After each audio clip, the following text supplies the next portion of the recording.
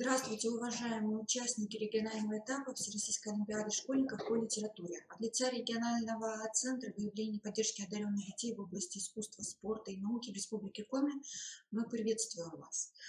Сегодня наш вебинар посвящен анализу олимпиадных заданий регионального этапа Всероссийской олимпиады школьников по литературе. Рядом со мной находится председатель жюри регионального этапа по литературе Сертитова Татьяна Гарьевна. Она проведет анализ олимпиадных заданий, расскажет правильные ответы, типовые ошибки, которые были допущены участниками Олимпиады, и проведет такой небольшой разбор полетов, что называется. После будут озвучены некоторые анализы результатов, и я думаю, сегодня в течение ближайших часов будут выложены предварительные итоги регионального этапа Олимпиады по литературе на сайте регионального центра выявления и поддержки одаренных детей в Республике Коми на сайте talent.kviro.ru, где вы можете посмотреть свои результаты. Сейчас я слово передаю Татьяне Гарьевне. Пожалуйста, Татьяна Гарьевна. Здравствуйте, уважаемые участники! Сейчас мы с вами рассмотрим все задания по типам заданий и по классам, для того, чтобы вы понимали, за что, какие оценки вы получили. Итак, у всех классов были задания одного и того же типа. Всего было заданий 3. Первое задание, не высвечивается что-то. Итак, первое задание оценивалось в 10 баллов, и здесь было необходимо соотнести название литературных произведений с жанровыми определениями. Это задание для 9 класса. Вот вы видите перед собой лист, который был перед вами на самой Олимпиаде, и обращаю ваше внимание на то, как оценивался данный тип задания. Итак, 1 балл можно было получить по первому заданию за каждый верно записанный столбец. То есть на самом деле задание очень было сложное, и максимально можно было здесь получить 4 балла, потому что, соответственно, тут 4 столбца. Ответы правильные. В первый столбец, там, где нужно было вписать оды, нужно было написать цифры 1 и 8. То есть таким образом это ода «Вольность» и «На смерть князя Мещерского». Второй столбец элегия, ответы 2, 4, 7. Не буду уже зачитывать, вы сами видите на экране.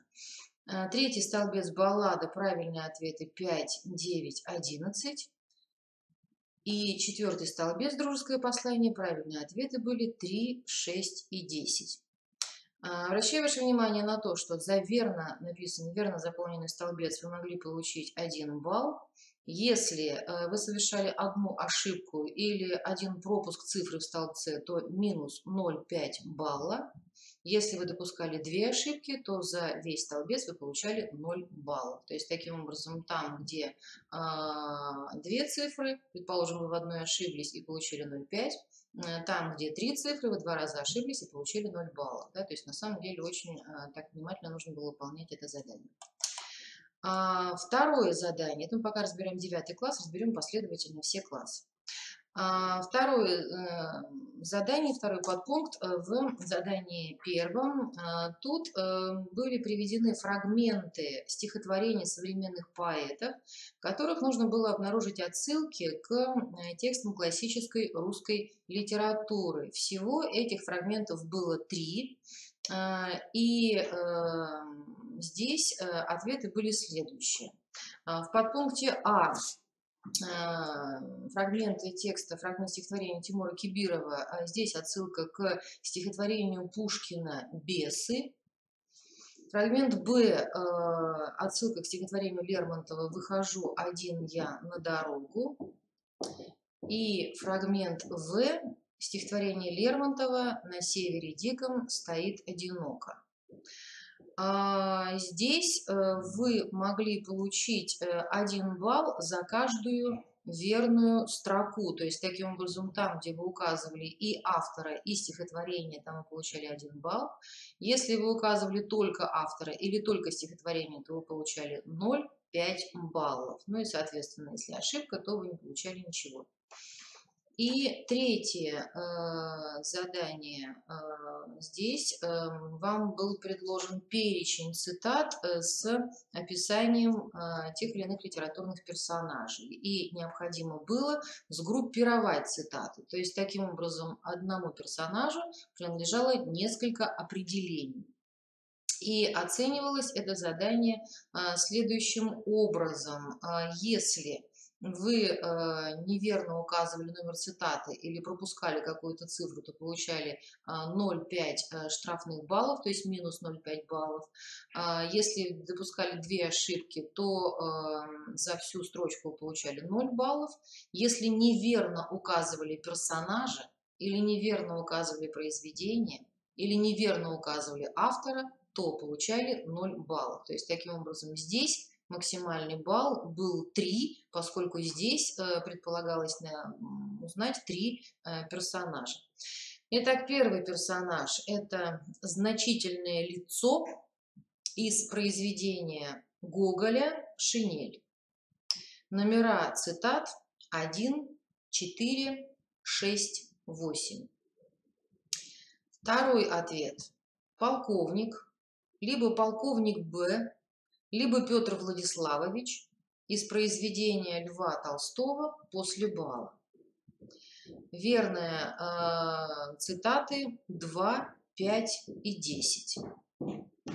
И последний персонаж – это князь Верейский из произведения Пушкина «Дубровский». Номера цитат 3, 7, 9. Так, напоминаю вам, что нужно было верно указать персонажа, верно указать произведение и автора. Только при соблюдении всех этих 3 пунктов оценивалась ваша работа дальше, и затем, указывая номера цитат, можно было допустить не больше 1 ошибки. Если 2, то вы получали 0 баллов за все задание. На самом деле эти задания очень сложные, учитывая, что из 80 баллов за это задание вы могли получить максимум 10, а по времени оно, конечно, очень затратное, то сразу расскажу, что с этим заданием полностью справились не все. 10 баллов за это задание не получил ни один из участников. Ну и затем можно было переходить к заданию следующему. Давайте сразу рассмотрим этот тип задания с другими классами, для того, чтобы затем в одном темпе нам двигаться дальше. Итак, в 10 классе то же самое. Вам был предложен перечень произведений, но тут подход был немножко другой, само задание было другое.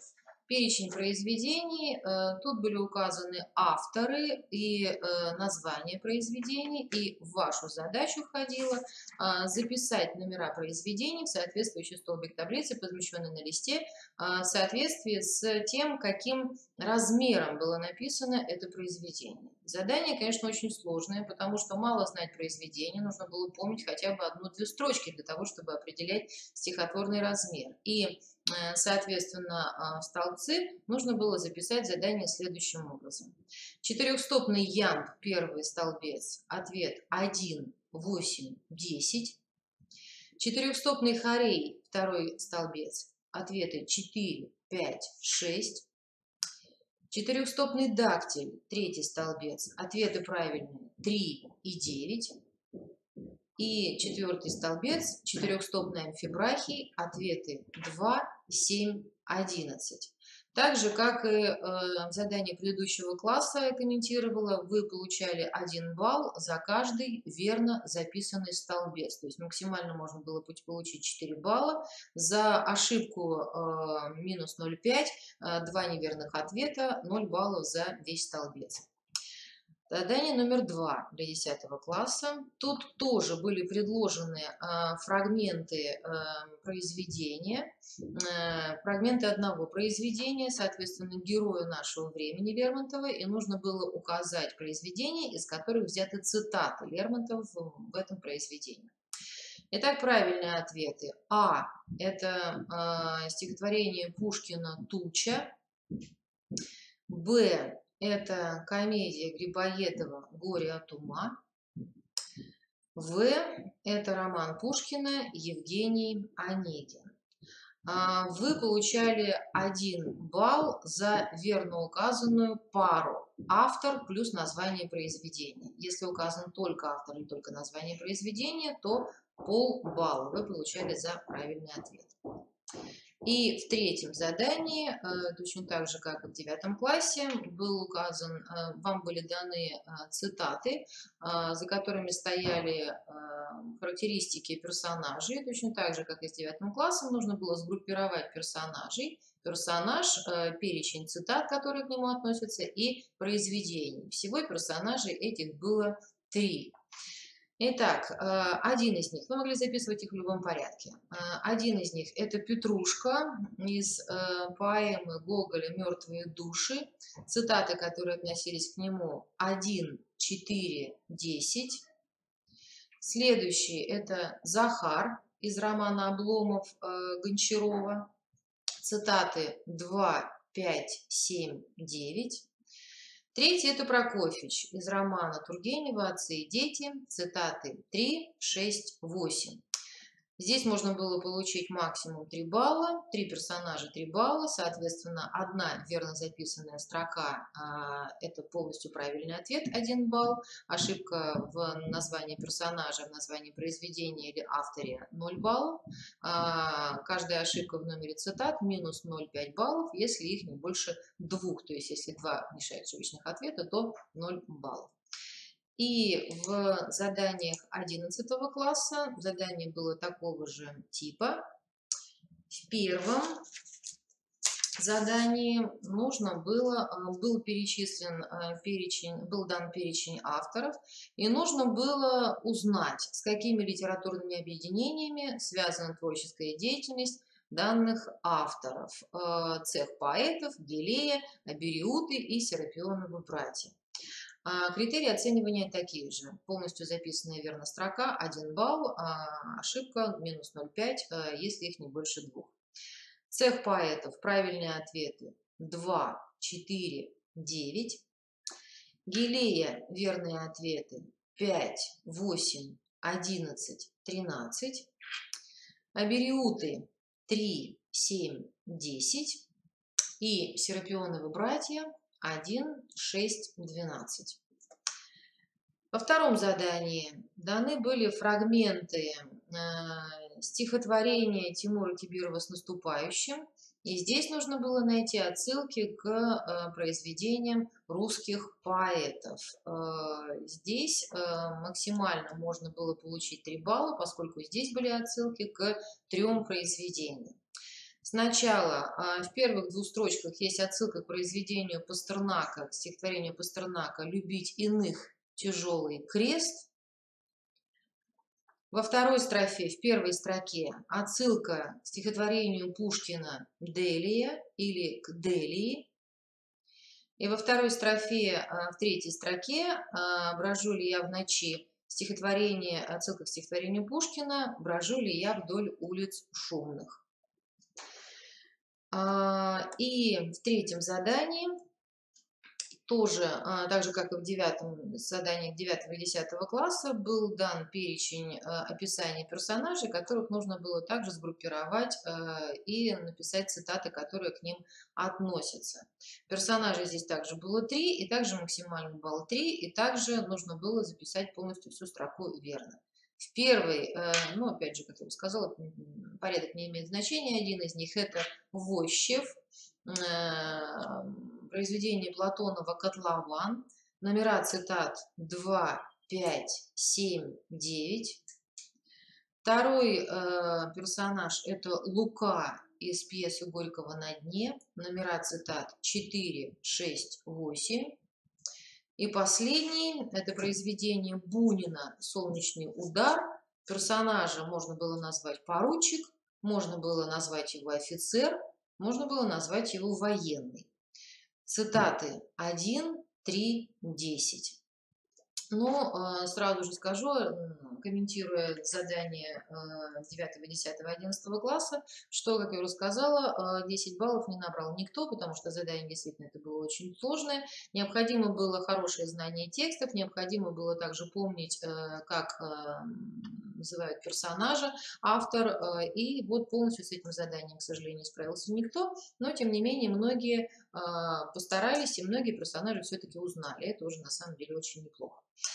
Задание номер 2. Задание номер 2 для всех классов носило аналитический характер. Здесь вам был предложен рассказ, который необходимо было прочитать и затем дать на него, уточняю, развернутый, точный, подробный, аргументированный примерами из текста ответ на вопрос. Ну и, соответственно, у каждого класса был свой рассказ, у каждого был свой вопрос.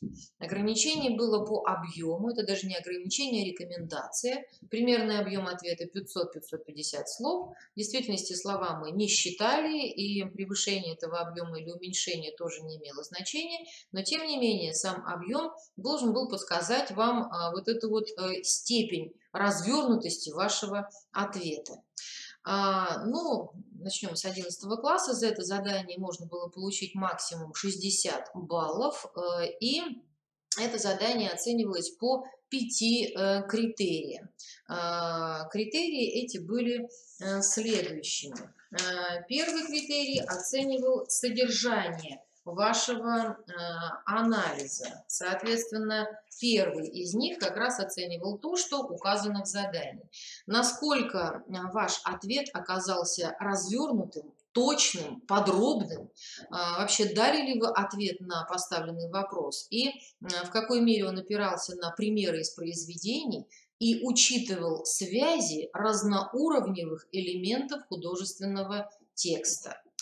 По этому критерию можно было получить от 1 до 25 баллов. То есть, как вы видите, почти половину баллов в рамках этой оценки можно было получить именно за то, насколько полный, аргументированный и развернутый вы дали ответ. Затем также оценивалась композиционная стройность работы, логичность и связность ответа. То есть не только то, что вы сказали, но по второму критерию оценивалось, как вы сказали, как вы выстроили свой ответ. По этому критерию можно было получить от 0 до 10 баллов.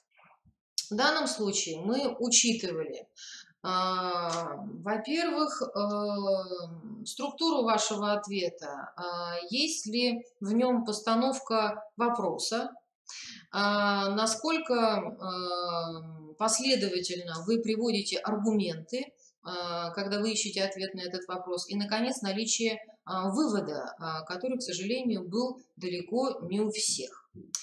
Третий критерий – это владение теоретико-литературным понятийным аппаратом и умение использовать термины. Уточняю, умение использовать термины корректно, точно и, что очень важно, только в тех случаях, когда это необходимо, без искусственного усложнения текста работы. По этому критерию можно было получить тоже 10 баллов. Что подразумевается под данным требованием? Во-первых, необходимо было использовать термины там, где они нужны. То есть там, где существует литературоведческий термин, нужно было показать, что вы его знаете, и использовать его. Но в то же время термины нужно было использовать не только верно, но и уместно. И вот по данному критерию иногда мы снижали баллы, когда мы видели, что конкурсант пытается не столько прояснить свою речь с помощью термина, сколько продемонстрировать, что термин он знает. Да? То есть, когда термин звучал слишком нарочито, то это минусом было в вашей работе. Четвертый критерий – это отсутствие фактических ошибок и уместность использования фонового материала из области культуры и литературы. За данный критерий можно было получить тоже 10 баллов. Отсутствие фактических ошибок. То есть, насколько внимательно вы прочитали текст, насколько вы точно воспроизводите какие-то факты из этого текста, которыми вы оперируете, анализируя данное произведение. Кроме того, там, где вы использовали фоновый материал, какой фоновый? Литературный материал, культурно-исторический материал, как сказано, материал из области культуры и литературы, отсутствие фактических ошибок в использовании этого материала, то есть использование любых фактических ошибок. В принципе, если ошибок не было, то 3-4 балла вы уже получали по этому критерию. К сожалению, в том, что касается фонового материала из области культуры и литературы, его использовали не все, поэтому 10 баллов по данному критерию мало кто получил. И, наконец, последний критерий – это стилистическая однородность работы, общая языковая и речевая грамотность, то есть это отсутствие языковых, речевых и грамматических ошибок. Мы не учитывали орфографические ошибки, не учитывали ошибки пунктуационные. В критериях сказано, что они учитываются, если они затрудняют чтение и понимание текста. Таких работ не было, поэтому оценки тут не предполагались. Ну и за данный критерий можно было получить не более 5 баллов. Речевые ошибки вообще были, из-за них мы баллы снижали, но обратите внимание еще на один момент – стилистическая однородность работы. То есть если в работе использовались неуместно какие-то просторечные выражения, или выпадающие из общего стиля работы слишком высокие, книжные, такие высокопарные выражения, то это нарушало стилистическую однородность работы, и тогда балл снижался по данному критерию. Итак, это критерии, которые касались всех классов 9, 10, 11, поэтому, собственно, для остальных классов, ну, я сейчас комментировала их для всех. И теперь хотелось бы прокомментировать, собственно, содержательную часть в работах, которые были предназначены для разных классов. Здесь Александр так размыто, это может так размыто видеть. Было четко текст. Сейчас мы Итак, мы продолжаем. Поскольку начали с 11 класса, то давайте по 11 классу я немного и прокомментирую. Итак, у 11 класса был рассказ, который называется «Дача. Жанна. Драка с дураками». Рассказ Сергея Шургунова. В тексте задания было указано, что это произведение написано в 2008 году, и не случайно вам дается дата написания для того, чтобы вы имели в виду, к какому времени относится данное произведение. Тут это можно уже знать совершенно точно. И вопрос, который был вам предложен, был следующим. Какова роль отсылок культурным и литературным реалиям в повествовании и как эти отсылки связаны с логикой развертывания сюжета в рассказе. То есть, по сути, здесь вам было предложено два связанных вопроса. Роль отсылок к культурным и литературным реалиям. Нужно было эти культурные и литературные реалии увидеть, нужно было их назвать и, кроме всего прочего, связать эти отсылки, эти реалии с логикой развертывания сюжета в рассказе. Но сразу же говорю, что когда вы анализируете литературное произведение, то невозможно обозначить какой-то подходящий для всех план. Невозможно предложить какой-то единственно правильный анализ того или иного произведения. Вот в этом отношении анализ литературного произведения дает равные возможности всем, потому что каждый может пойти своим путем, и этот путь может оказаться продуктивным. Поэтому я сейчас не буду называть те пункты, которые вы должны были назвать, да, их просто не существует. У каждого они могли быть свои, и, как я уже сказала, в общем-то, важнее всего были ваши аргументы, ваша логика, ход мысли. И если вы видели какие-то культурные реалии и умели их доказать, то это было главное, да, то есть ваши доказательства. Комментируя ваши работы, скажу, что практически все увидели отсылку к литературному произведению, ну и, в общем, невозможно, конечно, было не увидеть. Это отсылка к роману Льва Толстого «Война и мир». Некоторые увидели отсылку к произведениям Ната Пинкертона, которые прозвучали в конце рассказа. Увидеть увидели, но прокомментировали и назвали, к сожалению, не все. Хотя, как вы понимаете, случайным упоминанием литературного произведения другом литературном произведении просто-напросто не бывает.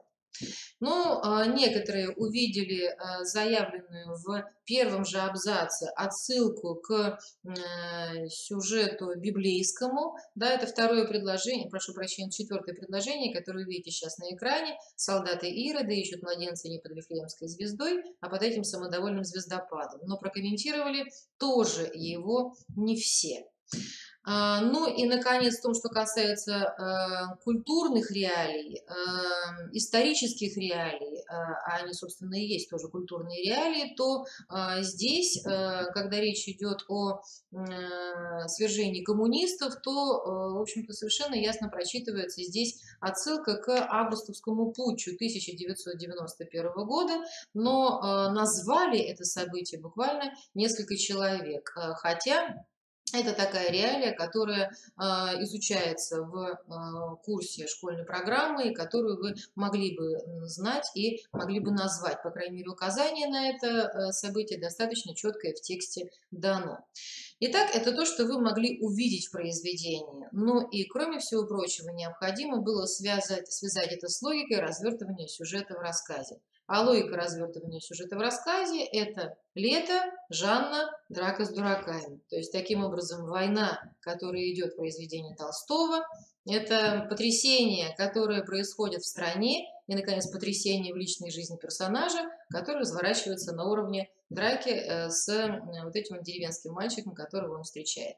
Это то, что, в общем, было ожидаемо от вас. Вы могли увидеть что-то другое, кто-то увидел, кто-то нет, ну и за это, соответственно, получили свои баллы, либо не получили. Еще раз повторяю, что самое главное – это связь между теми культурными и историческими реалиями литературными, которые были указаны, и самим сюжетом, который вы анализировали. Вот именно это вы должны были продемонстрировать. Не назвать реалии, а потом разобрать рассказ, а именно продемонстрировать вот эту вот связь. Примерный объем, почему он важен? Потому что, как я уже сказала, если вы ответ даете на уровне 150-200 слов, то ни о каком развернутом, аргументированном и подробном ответе речи быть просто не может. Поэтому объем задан для того, чтобы вы понимали, насколько подробным должен быть ваш ответ. Вот это основное по 11 классу. У 10 класса был рассказ Ивана Шмелева, который называется «У плакучих берез». Рассказ этот был написан в 1934 году. Указание это тоже было вам дано, то есть когда вы читали рассказ, то вы это видели. И рассказ этот имел подзаголовок «Памяти павшего в бою капитана Пиуновского». Вопрос, который был предложен 10 классу, звучал следующим образом. Каково содержательное назначение композиционного деления рассказа на две части? Но в самом начале, как вы видите, стоит римская цифра 1, примерно посередине рассказа стоит римская цифра 2, то есть таким образом это в буквальном смысле слова разделение рассказа на две части, которое было осуществлено самим автором, то есть даже не нужно было искать эти две части. Здесь предполагалось, что, во-первых, вы, ну, как уж вам угодно построить было ваш анализ, но продемонстрируете связь между делением на две части и содержанием этого рассказа. То есть объясните, почему для раскрытия содержания этого рассказа автору необходимо было разделить этот рассказ на две части. Не просто сюжетно, но и вот в буквальном смысле слова вот так вот графически. То есть для чего он эти две части нам предъявил, вместо того, чтобы предъявить нам целое произведение, да, не разделенное на какие-то части. Ну, комментируя ваши работы, скажу, что, конечно, все увидели, что в первой части мы видим детей, ну, конечно, детей сильно сказано, там сказано гимназисты, то есть таким образом перед нами подростки. Во второй части проходит 25 лет, и таким образом перед нами уже взрослый человек. Все заметили, что первая часть составлена в такой атмосфере беззаботности, радости, ожидания светлого будущего, какой-то бесшабашности, ожидание того, что все еще впереди, а во второй части уже прошла война, и вместо двух молодых людей перед нами один, который вспоминает своего умершего товарища, не просто умершего, погибшего на поле боя товарища, с которым они вместе были здесь же, в этой церкви, 25 лет назад. То есть вот это разделение, вот это противопоставление, его заметили все: молодость и старость, беззаботность и какой-то горечь потерь, да, прошлое и настоящее, и, наконец, невозвратное вот такое течение времени. То есть это уловили все. Но еще раз повторяю, мало было назвать разницу между двумя частями. Самое главное, что нужно было сделать, это показать, почему это деление необходимо для содержания, каким образом это разделение раскрывает содержание произведения. К сожалению, большинство из вас предложило комментированный пересказ рассказа, и только некоторые работы, ну, в общем-то, они как раз оказались победителями, пошли совсем другим путем. Попытались прокомментировать позицию автора, что автор хотел сказать, и затем подтвердить свои наблюдения рассказом. То есть, таким образом, собственно, анализ в 10 классе, к сожалению, был представлен в меньшинстве работ. Вот те, кто это сделали, получили самые высокие баллы. Все остальные, в общем, где-то оказались примерно на одном уровне, но тоже по баллам вы увидите. И, наконец, рассказ, который был предложен 9 классу. Это был рассказ Юрия Нагибина. Называется этот рассказ «Котят топят слепыми». «Котят топят слепыми». Рассказ 1962 года. И здесь вам был предложен следующий вопрос. Какова роль повторяющихся деталей в сюжетно-композиционной и повествовательной структуре произведения? Здесь самую большую сложность, насколько мы поняли, проверяя вашу работу, вызвало понимание самого слова «деталь». То есть, к сожалению, больше половины тех, кто писал работу, обнаружили, что искали они в произведении вовсе не то, что нужно было искать. Напоминаю вам, что по определению деталь – это значимый элемент художественного образа. Это не любой предмет, а значимый элемент художественного образа, выразительная подробность, которая несет смысловую и эмоциональную нагрузку. То есть какой-то не любой повтор, а повтор, который несет смысловую, эмоциональную нагрузку. Ну, на самом деле были те, кто назвали эти детали. То есть деталь ведь она не одна. Можно было назвать разные, можно было объяснить ее. И, соответственно, если вы ее увидели, то, вероятно, значит, она несет смысловую нагрузку, имеет какой-то эмоциональный смысл.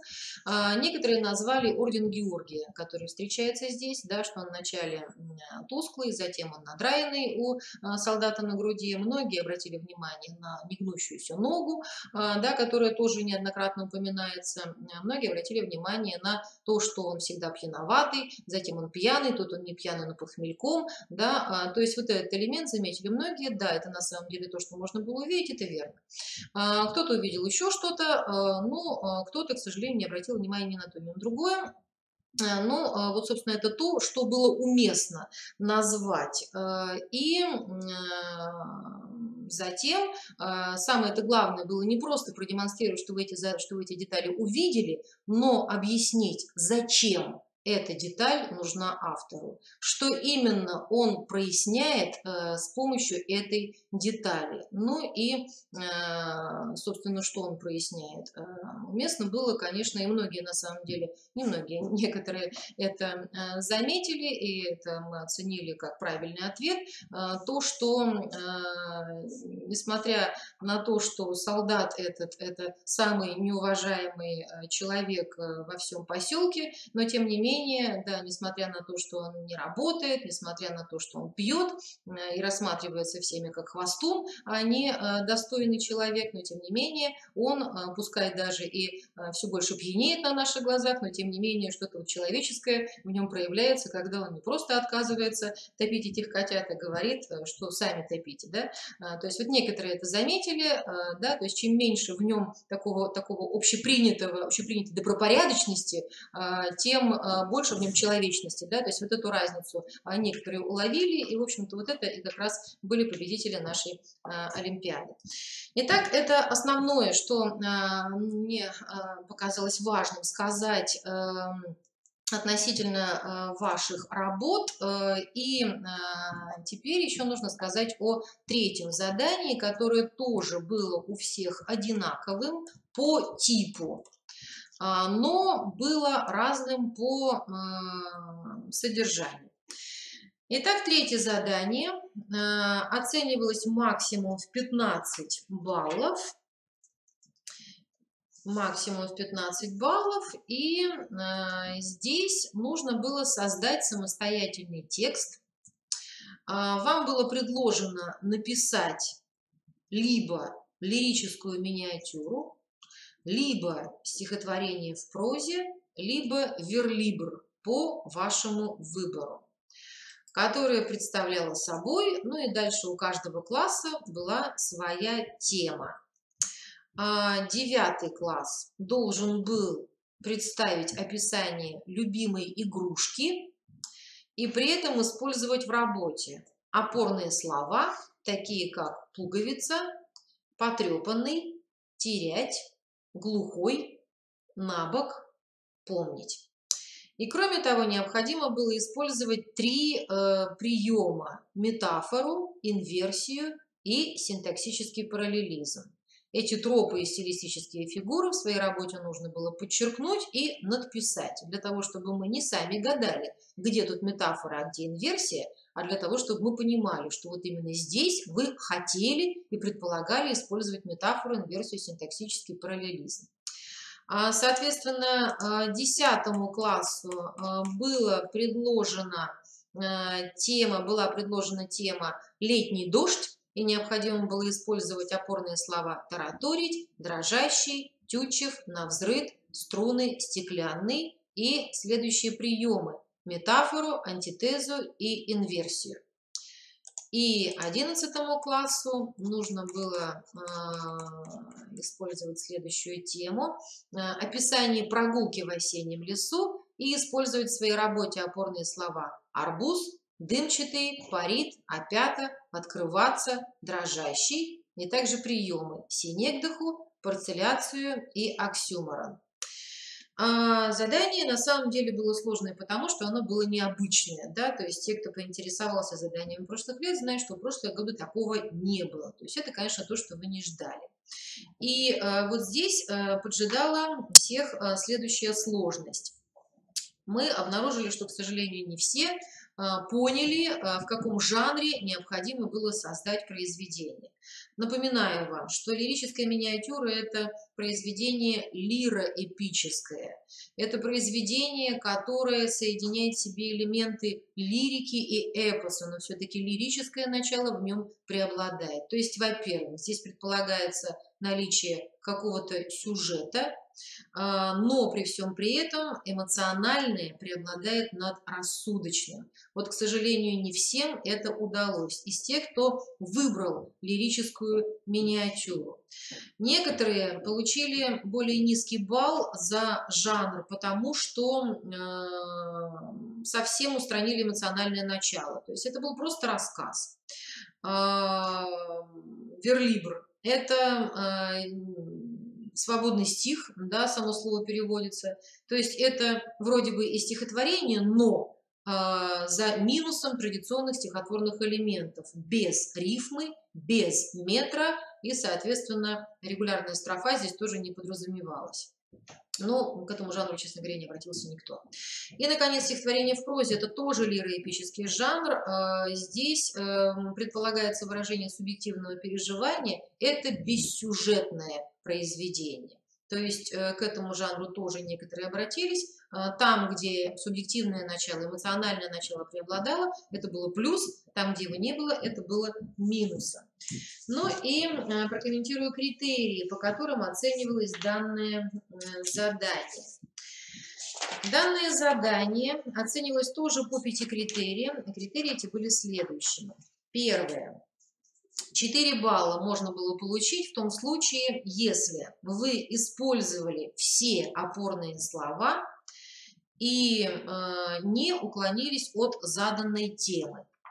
Если опорные слова были использованы не все, оценка снижалась на 1 балл, и такие случаи были. Если опорные слова не были бы использованы совсем, то все задание оценивалось бы в 0 баллов, но таких не было. Практически все удержались в рамках заданной темы, то есть в этом отношении, в общем, честно говоря, почти все получили либо 3, либо 4 балла по данному критерию. Затем второй критерий. 3 балла за каждый, обращая внимание, верно и контекстуально уместно использованный троп или стилистическую фигуру. Еще раз повторяю, верно и контекстуально уместно. И вот тут нужно уточнить, что сами термины, вероятно, поняли не все. Терминов-то было не так уж много. Итак, повторяю, синекдоха, парцеляция, оксюморон, метафора, антитеза, инверсия и синтаксический параллелизм. Это на всех. Но, в общем-то, синекдоха проблем не было. Парцеляция, ее тоже все сумели продемонстрировать. Оксюморон, честно говоря, не всегда. Напоминаю, что оксюморон – это сочетание противоречивых понятий, которые противоречат друг другу. Сочетание это использовали практически все, но, к сожалению, это было далеко не всегда контекстуально уместно. То есть просто механически вставить какое-то противоречивое сочетание, это еще не означает использовать его к месту. Оно не должно выпадать по смыслу из вашего произведения. То же самое касается и инверсии. Инверсия, в общем, не слишком сложно ее придумать, да, то есть, как мы знаем, это нарушение прямого порядка слов, но это не просто переставить подлежащие и сказуемые местами, это не просто поменять местами определение и определяемое слово. Нужно, чтобы это было к месту, и вот это, к сожалению, было далеко не всегда. Поэтому вроде бы простой прием, но далеко не всем мы его зачли, да, поскольку далеко не всегда это было уместно. Но и то же самое касается антитезы. Это не просто противопоставить белое и черное, там, не знаю, теплое и холодное, это противопоставление каких-то понятий, да, уместные в контексте вашего произведения. Поэтому тут тоже вот эти вот 3 балла получили не все. Третий критерий – это соответствие жанрово-стилевым и синтаксически-интонационным характеристикам выбранного формата текста. Максимальный балл – это 3 балла. Ну вот это, собственно, то, о чем я с самого начала сказала. Это соответствие тому жанру, который вы выбрали. Жанру соответствует стиль. И вот насколько все это было у вас, вот так вот мы и оценивали. Вот, к сожалению, те 3 балла тоже получили далеко не все. Четвертый критерий – уместность, оправданность, выразительность и смысловая емкость заголовка. Максимальный балл по критерию 2 балла. Как правило, по смыслу заголовок у всех отражал содержание. Но вот насчет смысловой емкости Вот это было, к сожалению, далеко не всегда. Поэтому из 2 баллов многие получили 1. И, наконец, последний критерий. 3 балла. Речевая точность и выразительность. Грамматическая правильность, стилевая однородность текста. Набрать 3 балла по данному критерию тоже оказалось непросто для всех, потому что насчет речевой точности вот тут вот были некоторые сложности, потому что, стремясь продемонстрировать знание терминов и умение ими пользоваться, к сожалению, многие уклонялись от стиля, и у многих их работы получились настолько туманными, что, в общем-то, о речевой точности здесь трудно было вообще говорить, поэтому 3 балла по данному критерию получили тоже не все. Вообще тоже нужно сказать, что максимальный балл за данное задание тоже не получил никто, то есть 15 баллов по этому заданию не получил никто, но 8, 10, 13, вот это было достаточно распространено. Поэтому с этим заданием тоже, в принципе, справились. Ну и, в общем-то, подводя итоги, хотелось бы сказать, что вообще хотелось поздравить всех участников Олимпиады. Когда вы увидите свои оценки и увидите, что из 85 баллов вы, предположим, набрали не 80 и даже не 70, и, может быть, даже не 60, вы не расстраивайтесь. То есть, на самом деле, задания были очень непростыми. Это очень непросто анализировать текст. Это очень непросто создавать свой собственный текст, тем более, что вы даже не знали критериев, по которым изначально будут оцениваться ваши олимпиады.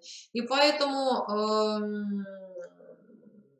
в общем-то, те, кто эту олимпиаду выполнил, а практически не было никого, кто отказался бы от выполнения заданий, то есть все попробовали выполнить задания и справились с ними, как сумели, так и справились. Я предлагаю, в общем-то, прежде всего сделать выводы относительно тех результатов, которые вы получили, и учесть их в будущем. Конечно, прежде всего, мои слова обращены к ученикам 9 и 10 классов. Вы приобрели очень хороший опыт, поучаствовав в Олимпиаде, и, конечно же, необходимо это продолжать, и я уверена, что следующие ваши выступления будут гораздо более успешными, чем они были даже в этом году. Спасибо. Да, Татьяна Дарьевна, спасибо вам большое за анализ работ, за подробные комментарии, в том числе по оценкам. Я думаю, вот поступают вопросы по поводу, где будут размещены результаты.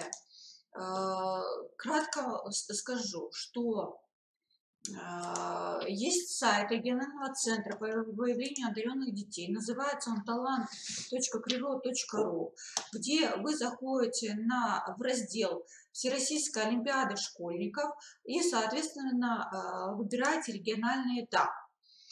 В данном случае нас интересуют результаты по литературе. Она была 15 января. Заходим в такой каталог документов по литературе, и, соответственно, здесь уже будет экселевский файл с теми участниками Олимпиады, соответственно, с баллами и с их шифрами. Что касается количества участников, их всего было 57, достаточно много по сравнению с другими предметами. Особенностью проведения процедуры анализа олимпиадных заданий, показа работ и также подача апелляции у нас особая для литературы, так же, как и по некоторым другим предметам. Так, в течение суток после завершения данного вебинара вы можете прислать запрос на показ работ, соответственно, на сайт, на электронную почту resalim@mail.ru, это электронная почта нашего регионального центра. Мы в ответ на ваше письмо, это письмо должно обязательно поступить от участника Олимпиады, а не от наставников, не от родителей, от конкретного участника. Мы на его на его запрос направляем ответ. То есть это работа, которая уже оценена членами жюри и, соответственно, просмотрена председателем жюри. Вы смотрите работу, насколько, на ваш взгляд, объективно выставлены баллы. Если у вас есть какие-то вопросы, либо вы хотите или не согласны с выставленными баллами, вы можете в течение суток после получения работы на процедуру показа работ, вы можете писать апелляцию. Порядок, вот как раз в порядке рассмотрения апелляции есть образец заявления. Соответственно, апелляция подается на имя председателю жюри по выбранному предмету, в данном случае по литературе, и кратко описывается суть, в чем вы не согласны и на что подаете апелляцию. После того, как апелляция поступит, мы передаем эту апелляцию на рассмотрение апелляционному жюри, в данном случае непосредственно Татьяне Гариевне Сердитовой, и в течение суток они рассматривают ваше заявление и оформляют протокол апелляционной комиссии, где возможно два варианта решения событий: либо пересмотр баллов, либо оставление результатов регионального этапа Олимпиады по литературе без изменений. Поэтому вот кратко порядок вы можете видеть здесь также в разделе, посмотреть его, открыть и ознакомиться с порядком. Все сроки проведения там тоже указаны, поэтому если есть какие-то вопросы, можете обращаться непосредственно в региональный центр. На этом мы наш вебинар заканчиваем. Вопросов я больше не вижу, поэтому если будут какие-то вопросы по баллам, обращайтесь к нашему сайту. Большое спасибо за участие в вебинаре. Всего доброго. До свидания. Все это мы это сейчас оформим, выложим. Если что, тогда в работе получается у вас... Да, девочкам оставили. Да. Ага, если поступит, мы им направим, если Не было. Да. Это все равно все